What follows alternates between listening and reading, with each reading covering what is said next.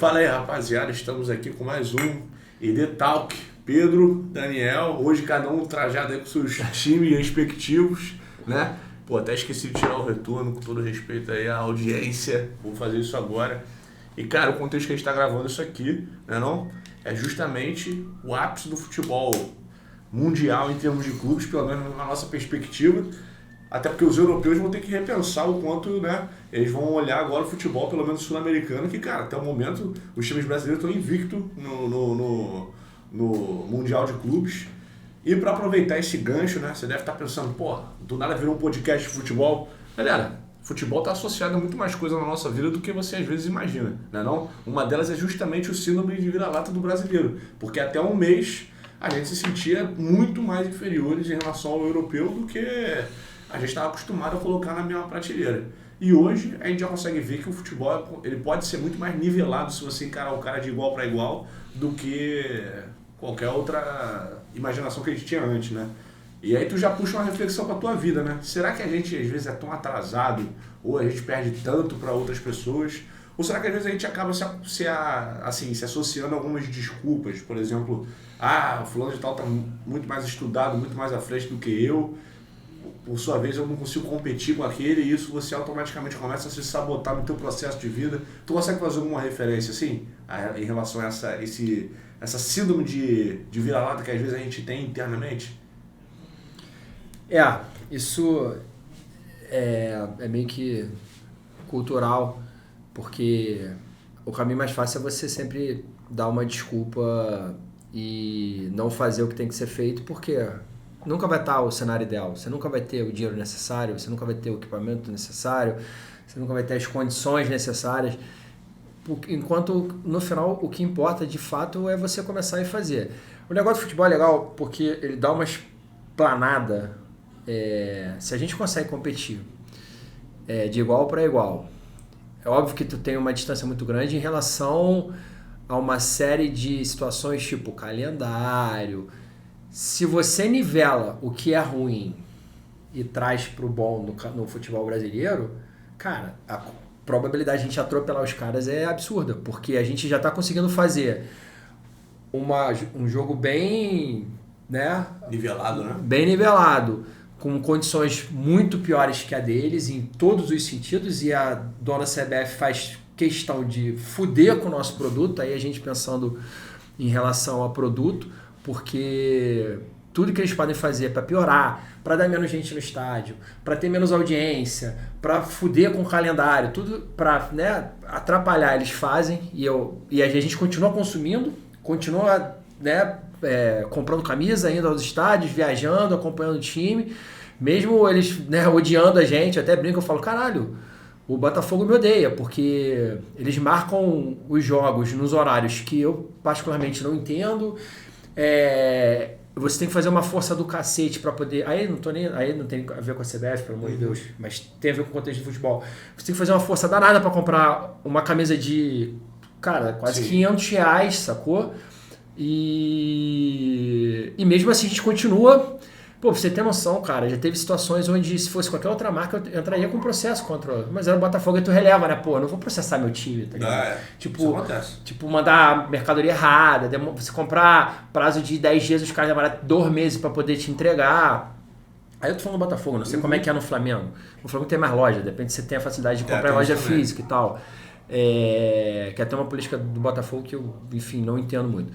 Mas e aí, onde eu quero chegar? Se a gente consegue disputar pau a pau na realidade que a gente tem hoje, imagina se a gente tivesse a mesma realidade deles, e que não é nada difícil, é só uma questão de você trabalhar para isso. Só que infelizmente todo mundo conspira contra o produto da... Exatamente. E a gente é atropelar, não tem dúvida nenhuma, irmão. Imagina, você com um calendário maneiro, você com produto forte, vendendo. Imagina, cara, o futebol brasileiro não tá perdendo pra nada pro futebol europeu. Você pode vender o futebol brasileiro. Eu acho que a maior reflexão que dá pra tirar, até saindo um pouco daqui do futebol brasileiro, né? Comparar a Europa com a Europa, pra gente poder sair um pouco desse eixo. Você vê, por exemplo, a Itália, Napoli, campeã italiana, ganha menos do que um time que sobe para a primeira divisão, que sobe para a Premier League na Inglaterra, né? Então é uma discrepância, inclusive, lá. E você pegar, por exemplo, o futebol inglês, tendo a Libra como a moeda mais valorizada do mundo, a Premier League como o campeonato de clubes em tese mais desenvolvido do mundo, os times com as estruturas de ponta, os jogadores recebendo em Libra, eles têm capacidade para investir muito, muito mais do que 90% dos clubes do planeta. Ainda assim, eles se perdem em vários quesitos. A Inglaterra não ganhou uma Copa do Mundo desde 66. A única Copa do Mundo que eles ganharam. Você vê a Inglaterra sempre morrendo na praia quando vai disputar algum campeonato de seleções. E você vê, por exemplo, a Itália ganhando uma Euro, você vê, por exemplo, Portugal, que tem o futebol português de toda a Europa ali, ele acaba ficando atrás de futebol alemão, fica atrás do futebol italiano, inglês, mas você vê Portugal vencendo uma Nations League, né? Você vê, por exemplo, o Fluminense ganhando a Libertadores 2023, né? 23.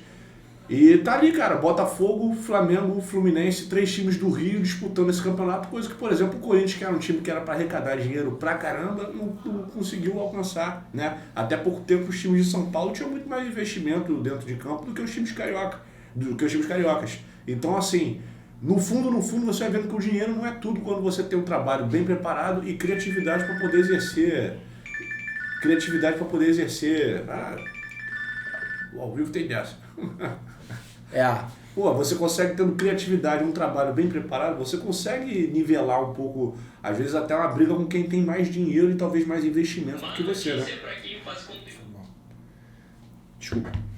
Não, é isso. Acho que é a maneira de puxar essa reflexão que às vezes você talvez não tenha 1/5 do dinheiro de um aniversário seu em qualquer aspecto da vida mesmo. Às vezes a outra pessoa tem mais investimentos, às vezes a outra pessoa tem equipamentos mais elaborados, mas você consegue fazer muito mais com pouco em relação a outra pessoa, né? Eu acho que isso é uma reflexão que a gente pode tirar do futebol, mas para levar para a vida.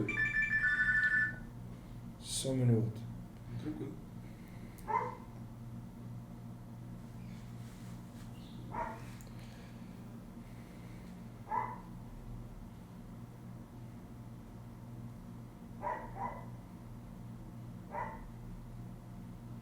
Desculpa.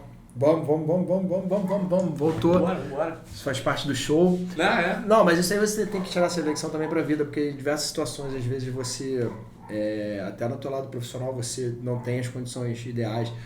No empreendedorismo, você quer começar um negócio, você não tem um cenário ideal e você meio que fica se auto-sabotando, né? Porque, não vou começar porque não dá, não vou fazer, porque eu nunca vou chegar lá e tal, não sei o que, e aí você não começa porra nenhuma na tua vida, e aí você não consegue chegar a lugar nenhum. Tudo é uma desculpa para você, né, sempre se puxar para baixo e não começar a fazer um negócio. Mas são exercícios, assim, primeiro que eu vejo muito pessoal e depois você chega no grupo. Então, assim, o tempo todo tua cabeça vai estar mandando você, vai estar te dando desculpa das coisas mínimas. Hoje, amanhã não vou correr porque tá chovendo. Foda-se, corre com chuva, você vai morrer se você correr com chuva, entendeu? Eu não vou começar um negócio porque eu não tenho dinheiro. Mano, começa, dá um jeito. Usa a criatividade também. Se você não dá pra correr porque tá chovendo, beleza, mas se você pular uma corda, talvez você perca mais calor do que correr. Você pula a corda e tá varanda. Tem isso. Essa perspectiva é maneira pra caraca. Eu acho que você trazer pra qualquer âmbito, não só profissional, né? Você falou aí até do exercício físico. Às vezes a pessoa malha numa academia de bairro e consegue desenvolver um corpo muito mais cultural do que uma pessoa que malha, numa academia premium, né? Mas não vai, né? Só paga. Pois ou então vai, mas não faz o trabalho do jeito que deveria fazer. Às vezes a pessoa que vai na academia de bairro está muito mais inteirada, pesquisada, fazendo as execuções de exercícios do jeito impecável, enquanto a pessoa que tem a melhor roupa fitness, a pessoa que malha na academia premium, não tem. E, por sua vez, a pessoa que malha na academia com equipamentos enferrujados, cara, vai ter um desempenho físico muito melhor do que o outro, porque ele leva muito mais a sério. E aí acho que traz até agora a gente inverter a jogada, né? A gente está olhando muito da perspectiva do time brasileiro que encara um time europeu e ganha. A gente está olhando do empreendedor que não tem dinheiro para encarar um empreendedor que tem dinheiro. Ou, né, o cara que tem baixa renda vai malhar na academia de bairro contra o cara que malha na academia premium. Mas se a gente inverter o jogo, também leva uma outra consideração. Será que você, por mais que tenha dinheiro, esteja investindo e tal, você está fazendo as coisas do jeito certo? Porque, por exemplo, se o Paris Saint-Germain entrasse em campo contra o Botafogo Eu dou minha cara a tapa. Eu tenho certeza que o Botafogo estudou muito mais o Paris Saint-Germain e foi a campo tendo muito mais noção do Paris Saint-Germain do que o contrário. O Paris, na minha humilde opinião, entrou em campo não para jogar para perder, porque isso para mim não existe. O Paris Saint-Germain jogou a sério contra o Botafogo. Mas eu não consigo acreditar que o Paris Saint-Germain conseguiu estudar o Botafogo do jeito que o Botafogo estudou o PSG. O Botafogo levou muito mais a sério a partida do que o próprio Paris Saint-Germain. E isso inclui também o Flamengo e Chelsea. Isso, na minha opinião, também inclui o Borussia e o Fluminense. Então eu acho que a pessoa que às vezes está no topo, ela não está se preparando ou levando a sério sua função por achar que ela é dominante. E nisso muitas vezes ela se ferra. Isso não é só no futebol, né? Você vê muitos líderes caindo num precipício pela soberba de achar que dominou o setor. E isso é um problema sério também. Por isso que na vida você não é, você está. Isso é verdade. Você está bem, você não é o bom. E quanto menos você espera, foi até uma discussão que a gente teve anteriormente, que é aquela questão de você se acomodar e tudo tá perfeito. Tipo, eu sou foda, minha empresa é foda, meu time é foda, ninguém é melhor do que eu. Você entra naquela zona de conforto, aquele negócio o perfeito não existe, né? E quando você acha que tá tudo perfeito, você tá no começo do abismo pra, descer. A curva começa a cair nessa hora. Exatamente. E aí você entra numa soberba e num comodismo onde você para de se desafiar, para de evoluir. Porque você acredita que aquele cenário é a perfeição e nada vai te atingir, nada vai te superar.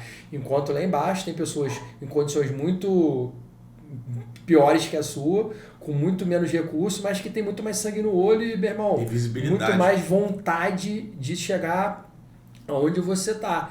E aí, irmão, tem uma coisa que, assim, você vê em várias áreas da vida, cara, ninguém segura uma pessoa, aí não estou falando de time de futebol, né? Pessoas, né? Um grupo predestinado, com sangue nos olhos, porque, cara, vamos dizer, todo mundo é profissional, irmão. Quando você entra no âmbito profissional, cara, cada vez menos a distância, né, entre eles, né, não é que nem antigamente, você entrava, meu irmão, você via, era notório. Hoje era discrepante, né? Exatamente. Se você se preparar, se você tiver a humildade de jogar do jeito que tem que jogar e entender quais são as limitações, porque não adiantava nada também o Botafogo entrar de peito aberto, vamos para trocação contra o PSG, vai tomar.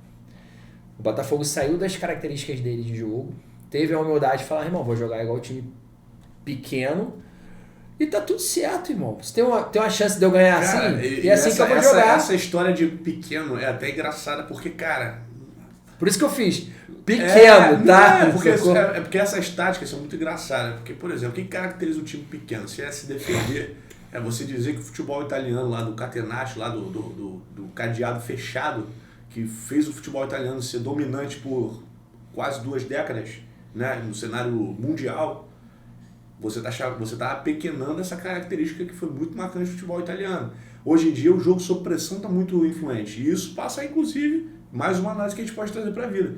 É o que você falou, não existe o certo ou errado, porque se existisse um jeito certo de se jogar futebol, assim como existisse um jeito certo da sua empresa dar certo, né, você seguiria todos os outros seguiriam. Embora existem várias pessoas que vendam fórmulas mágicas hoje em dia. Fórmula mágica não existe, exatamente, cara. Se a pessoa está vendendo fórmula mágica, uma coisa que me incomoda muito desses coaches motivacionais, livros de autoajuda, porque eles sempre vendem alguma coisa.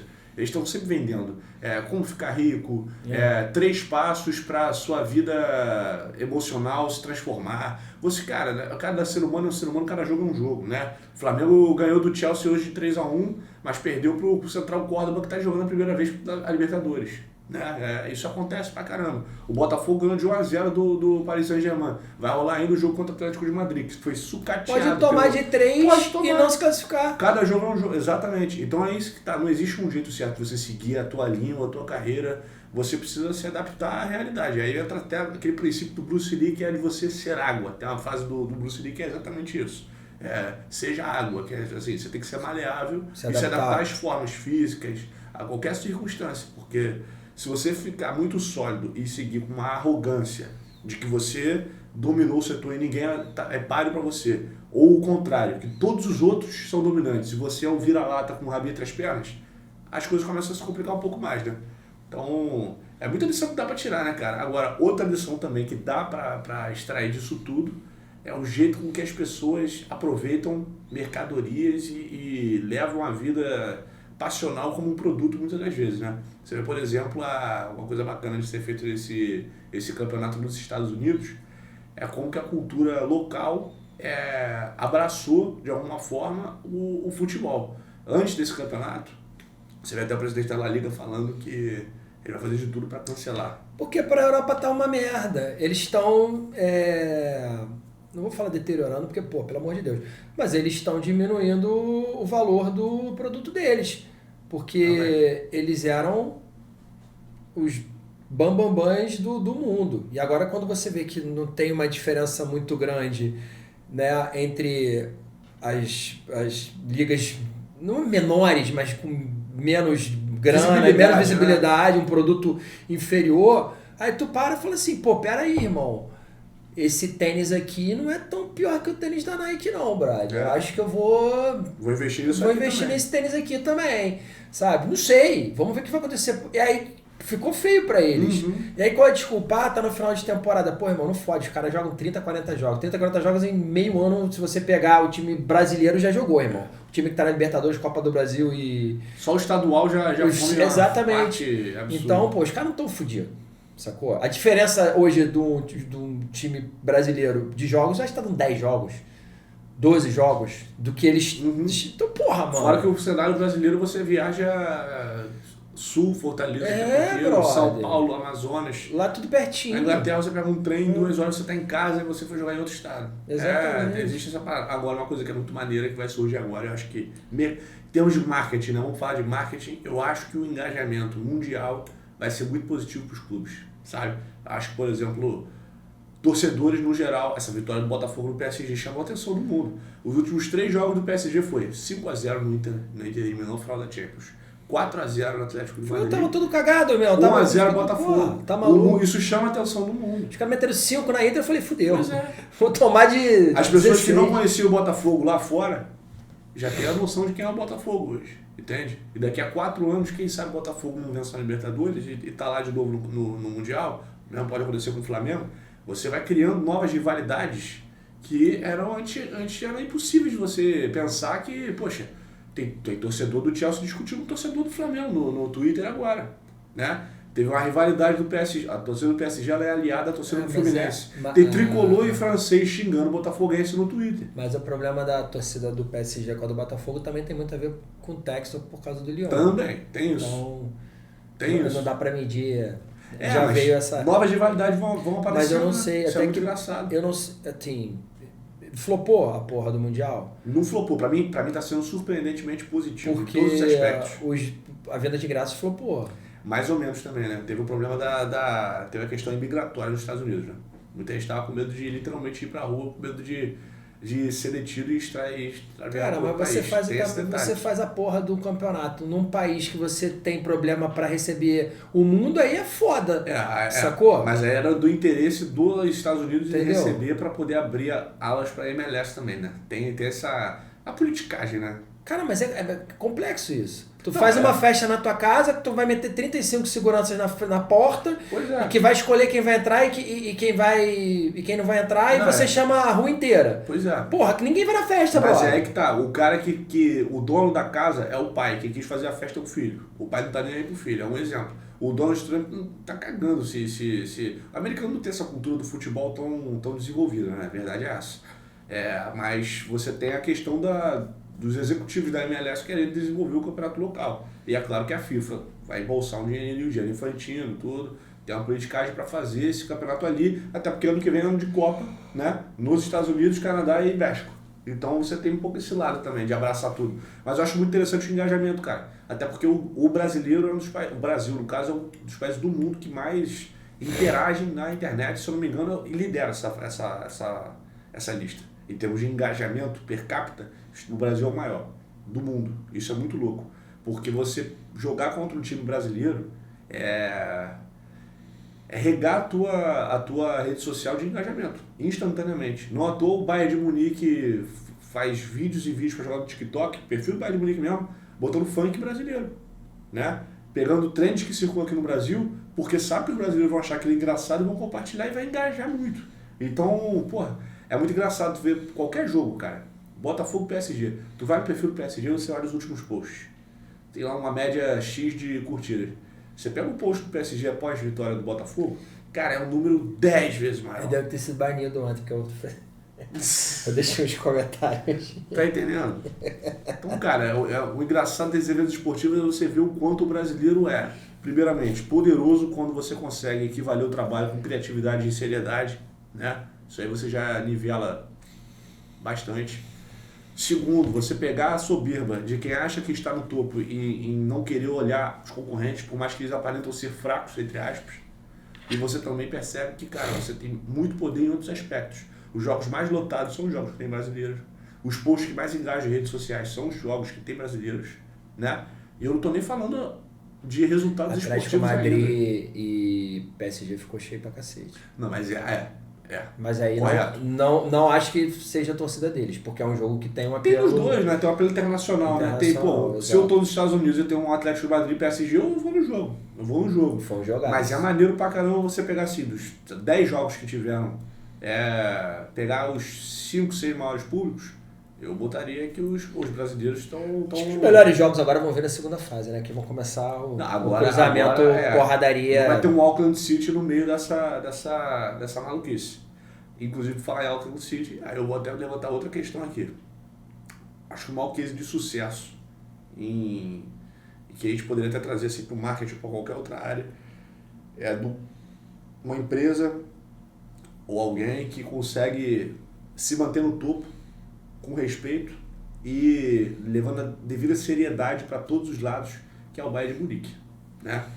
Você vê talvez o Chelsea querendo encarar o Flamengo num certo desdém, tomando um taca. Calma que tu não viu o jogo do Bayern hoje ainda. Vai ter o Bayern com o Boca. Com o Boca, exatamente. Mas é o time que pegou o Auckland City e botou 10-0. Né? Eles não jogaram pra brincadeira. Eles partiram pra dentro. O Auckland City é amador e tal, sem amador. Pode até ser. Mas o Bayern de Munique, em todos os campeonatos que ele se propõe a jogar, ele não para em momento algum. E isso é uma característica até do futebol alemão, eu diria. Eu ia falar, alemão é maluco. Porque, cara, o Brasil pegou o gostinho dos 7-1. Não foi a mesma coisa. Eles poderiam ter feito 4-0 e sossegar. Eles não quiseram parar, né? E aí entra a segunda pergunta. Quando é a hora de parar? Tem hora de parar? Não tem. Quando é o limite do respeito? No futebol? Não, tu tem que dar espetáculo, mano. Se for pra meter 10, não tem que parar. A não ser que você tenha outras variáveis. Por exemplo, tem um jogo... Brasil, daqui a 2 dias eu preciso rodar o elenco, aí tu começa a tirar os caras. Isso acontece pra caralho no Brasil, né? O maluco já tá estourando, porque aqui no Brasil tu faz minutagem dos caras, bro. É assim, esse aqui pode jogar tantos minutos por semana, esse tantos minutos, aí bateu, tira, bateu, senão tu vai estourar os caras. E hoje eles têm essa condição, não é igual antigamente, que era, maluquice, joga até estourar e foda-se, você não tinha esse estudo.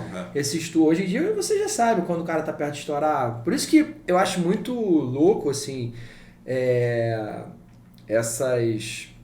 às vezes algumas avaliações da gente de fora, porque não botou X, Y, Z, tá indo com tal formação.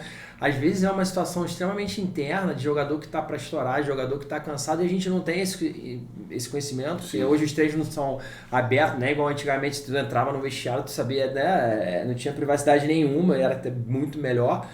E às vezes fica o técnico é uma merda, que merda, tá jogando assim, tá jogando assim, por que tá no banco?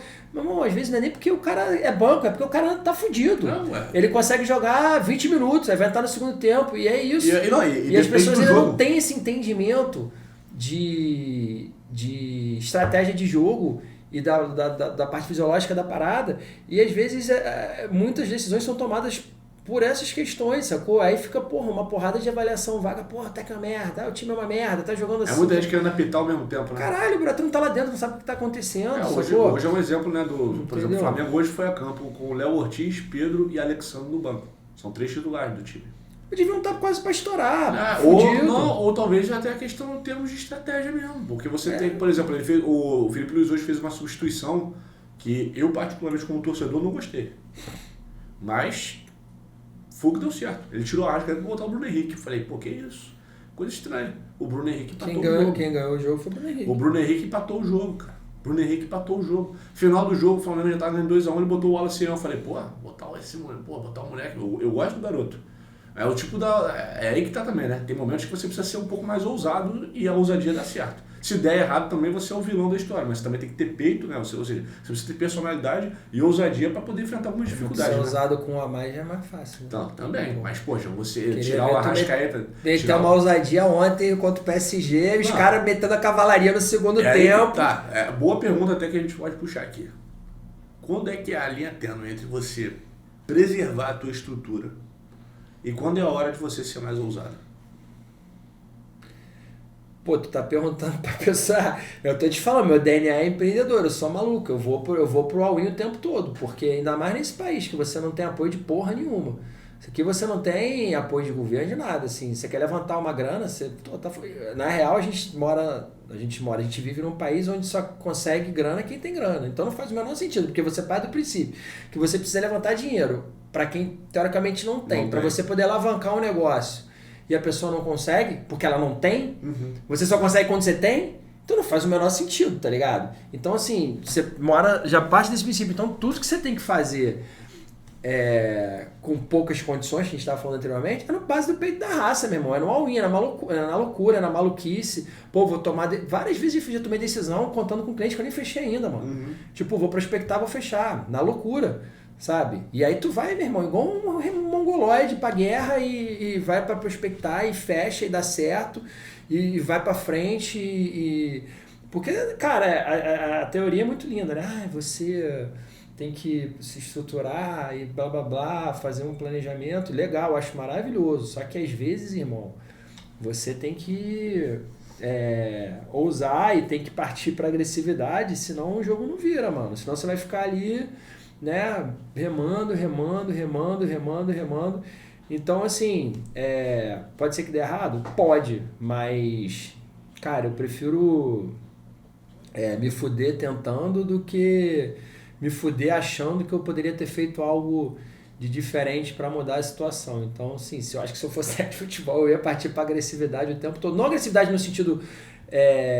quando você fala, por exemplo, o Botafogo ontem, para mim, foi extremamente agressivo dentro das condições do jogo. Porque quando a gente fala de agressividade do futebol, as pessoas acham que jogar o time pra frente, porradaria. Às vezes você fechar a casinha ali e entender que tu vai ter que jogar por uma bola, apesar de eu fiquei muito surpreendido porque o jogo de ontem, meu irmão, zero emoção, brother. Eu não sofri nada. Eu vou te falar que o jogo anterior contra o time americano, contra o Seattle, eu fiquei mais nervoso do que contra o PSG, porque o time, cara, o jogo contra o PSG tá controlado, velho. Controlado. Eles não... Sim, teve uma bola que foi no segundo tempo que bateu no John ali, ponto. Fora isso, nada, zero. Só circulando para um lado e pro outro, cruzando bola nada pra caralho. O time do PSG, nos últimos 3 jogos, eles deram menos cruzamentos parados do que com o jogo do Botafogo. O que isso quer dizer? Que o time do PSG não tinha recurso, mano. Eles começaram a cruzar a bola na área para tentar alguma coisa. Não é o jogo do PSG ficar cruzando bola na área. Começou a meter o Palmeiras Ball lá. Mas aí, por exemplo, você pega o que vale que é o camisa 7 dos caras que tem um drible absurdo, a esquerda ferrenha, chuta de fora da área o tempo inteiro. Então eles não conseguiram chutar de fora da área. Você tá. Percebeu que o Botafogo estacionou um ônibus ali? O Botafogo tava com um marcador e um na sobra o tempo inteiro. Exatamente. Se o cara driblasse o marcador, o maluco da sobra tirava. Isso tava. Era aí absurdo. O Botafogo. Mas é aí que entra a questão. A minha pergunta partiu desse princípio foi o seguinte: o Botafogo foi pra campo com uma estratégia. A estratégia chegou no teu ápice quando o Igor Jesus fez o gol. E o Botafogo seguiu essa estratégia até o final do jogo. E, cara, se o Botafogo fosse tentar fazer o segundo gol, fosse tentar ampliar o placar para ficar mais tranquilo, o Botafogo poderia se ferrar. Então o Botafogo... Mas quase fez. Segurou. Teve possibilidade de fazer. Sim, mas o Botafogo, ele tava naquela de... vamos abrir o placar numa bola que a gente tiver. Se vier uma segunda bola, a gente tenta ampliar. Mas o Botafogo não estava buscando incessantemente o segundo gol. Teve umas 2 ou 3 bolas que o Arthur ficou mano a mano com os caras. Só que o Arthur, ele não é aquele cara... Eu olhei e falei, o Luiz Henrique ali, brother. Porra, na cara do gol. E na cara do gol. Na cara, tipo assim, meu irmão, esquece. Era 3-0. Se tiver o Luiz Henrique fazendo, o Arthur tá jogando pra caralho. Inclusive o gol do Botafogo foi ele que recuperou a bola. Foi ele, na base da porradaria ali, sacou? O nosso bebê reborn. Pô, sim, né, cara? Ele mudou pra caralho. Não tô falando mal da turma, não, mas assim, a gente teve possibilidades ali de aumentar o placar. Então, assim, não foi um jogo de uma bola só. Dava pra ter feito mais. Mas o Botafogo teve a humildade de... Pô, peraí, vamos fazer o melhor que a gente pode dentro das possibilidades que a gente tem. É aquilo, meu irmão, é o cenário ideal? Não é, eu tenho ponta que tá faltando? Não tem. Enfim, eu tenho jogadores tão bons que nem eles, não tem. Mas, cara, o que eu posso fazer para neutralizar os caras? Brother, isso. Então, porra, vamos dar 3 passos para trás. Vamos fazer o melhor possível com o que a gente tem, que vai dar bom. E outra coisa, é o tempo todo, mano. Você falou, não pode relaxar. Não pode ter aquela subida e meter 1x0 e fudeu, PSG. Meteu o Luiz Henrique, PSG é uma merda. Independente da estratégia que você for adotar, se você vai ser mais ousado, se você vai mudar de estratégia no meio do jogo, se você não vai... O princípio básico para você vencer qualquer parada é você estar 100% concentrado. E percebe o seguinte, todas as substituições que ele fez, em momento algum ele recuou o time. Tipo, ele não tirou... atacante contra zagueiro. Não, ele trocou posição. Posição. Porque ele precisava de saídas de bola. Se ele bota o time inteiro ali fechado lá atrás... chamar demais Pô, tá maluco, não aguenta. É você tomando porrada na cara meia hora. Uma hora vai dar merda. Uma hora o nariz vai sangrar, irmão. Então, assim, ele tinha escape. E eu tava assim, irmão, mais um escape, 2x0 mata o jogo. Esquece. Era um escapezinho sobra. E o Botafogo tem uma roubada de bola boa pra caralho. E tem a transição rápida. Não, irmão. Era acertar uma segunda transiçãozinha ali que quase foi e matava o jogo. Mas tá bom pra caralho. Bom, isso aí, cara, é maneiro pra gente puxar esse papo, porque, cara, na minha opinião, o fechamento da opinião geral é a seguinte: independente do futebol ou da... Não, que eles não estão tirando desse jogo.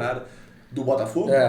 Cara, é o que até um pouco que eu ia falar agora. É a mesma lição que eu tiro em relação ao jogo do Flamengo, nesse aspecto, que é a seguinte: você tem que entrar em campo com uma estratégia. Se sua estratégia der certo, como o caso do Botafogo, você tem que seguir fiel a ela e, claro, atento às mudanças do jogo. Como o PSG não conseguia se livrar da defesa do Botafogo, cara, as mudanças do Botafogo tem que ser só de fôlego e segue concentrado.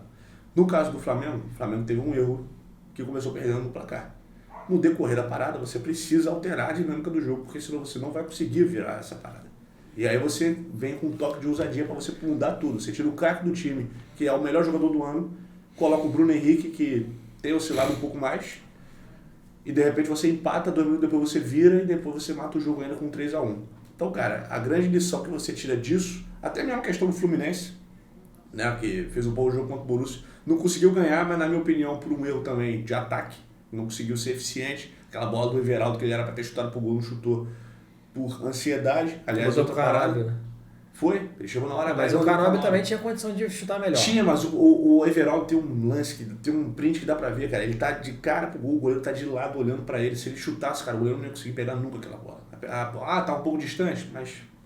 Então, cara, o fundo do fundo é o seguinte: se você está concentrado e você leva a sério o trabalho, no fundo do fundo é homem contra homem ali em campo, cara. Você não tem que temer aquela parada. Você achar que o outro é muito superior a você, você fica coado, você fica nervoso, você acaba se afobando, você faz erros, entendeu? Tá suscetível a isso. Essa é a lição que o Mundial tá ensinando pra mim, cara. Não só em relação a esses jogos, mas qualquer outra que você for puxar, a concentração e o trabalho eficiente e criativo vai superar o dinheiro que você não tem, vai superar a audiência que você nunca teve e as estrelas que você não está em campo. O melhor PSG da história é o PSG menos estrelado. É o PSG low profile que ganhou a Champions. Não foi o PSG do Neymar, Messi e Mbappé, que são jogadoraços. Mas, cara, porra, o que explica isso? É a seriedade do trabalho, a concentração de quem está em campo. E isso muda tudo. Acho que assim, a grande lição desse, que eu sempre falo, que eu acho do caralho, e o esporte explana muito isso, e que se a gente trouxer pro lado pessoal, é muito legal, que é a questão, meu irmão, o impossível não existe, brother. Que é até uma frase daquele boxeador, O Popó, meio Não. O Mike Tyson, Muhammad Ali. Muhammad Ali. Que é o seguinte, velho. Não existe impossível. Impossível tá na tua cabeça. Você cria essa porra. Não tem como. Não vai dar, não sei o quê. E sempre tem um jeito. Basta você querer pagar o preço, né? Porque geralmente para você fazer coisas impossíveis você vai ter que pagar um preço. E o preço que é? É você ou trabalhar pra caralho, ou se esforçar pra cacete, ou correr mais que o teu oponente, sacou? Meu irmão, se ele é melhor do que eu vou correr mais que ele. Entendeu? Isso é verdade. Treinar mais, né? Se dedicar mais. Então, assim, essa é uma lição. E outra coisa legal que eu acho que isso explana pro mundo é o seguinte, é o trabalho em equipe, brother. Porque naquela situação ali, se um não quisesse, eles não iam conseguir. É um efeito dominó. Porque, porra, ali era muito estreito, você não tinha margem para erro. Então, porra, se um daqueles 11 não tá 150% focado em fazer o negócio acontecer... Pro grupo, trabalhar pro grupo. Exato. Deixar o ego de lado. Savarino não tá voltando pra marcar, eu nunca vi isso. Tudo bem que tá marcando todo errado, mas pelo menos o cara tava lá. Esforçado pra fazer tava isso. lá, sacou? Então, assim, isso é muito importante, porque ninguém faz nada grandioso sozinho. E aquilo ali foi o trabalho de 11 pessoas em conjunto, indo pro mesmo lugar, e isso você levar isso pro lado corporativo, cara, certo. As grandes corporações é porque tem muita gente psicopata boa junto, indo pro mesmo lugar, brother. Entendeu? E motivada, né? Você precisa exatamente. ter motivações em grupo para você Sacou? seguir adiante junto. Isso é entendeu? Então, eu uma acho porrada que... de lição que a gente trouxe do Mundial, né? Então, a gente vai ficando por aqui porque a gente já está se estendendo aí o papo. Porra, essas conversas sempre dão margem para parte 2, 3, 4.